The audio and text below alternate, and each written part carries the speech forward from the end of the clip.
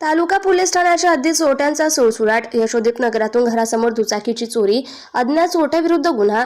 जालना शहरातील यशोदीप नगर परिसरातून घरासमोर उभी केलेली होंडा शाईन मोटरसायकल अज्ञात चोरट्याने लंपास केल्याची घटना उघडकीस आली आहे. तालुका पोलीस ठाण्याच्या हद्दीत चोरट्यांचा सुळसुळाट वाढला असल्याने नेहमीच चोरीच्या घटना घडत आहेत.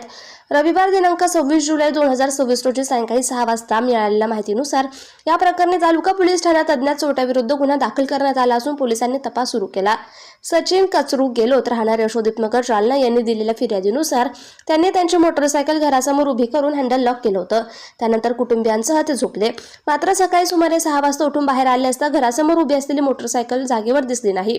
परिसरात शोध घेतल्यानंतरही वाहनाचा कोणताही मागमूस लागला नसल्याने मोटरसायकल चोरीला गेल्याचं त्यांच्या निदर्शनास आलं. चोरीस गेलेली मोटरसायकल होंडा शाईन कंपनीची असून तिची अंदाजे किंमत 25,000 रुपये. अज्ञात चोरट्यांना ही चोरी केल्याचं फिर्यादीत नमूद करण्यात आलं. या प्रकरणी तालुका पोलीस ठाण्यात अज्ञात चोरट्याविरुद्ध गुन्हा दाखल करण्यात आला असून चोरीस गेलेल्या दुचाकीचा शोध पोलीस घेत आहेत.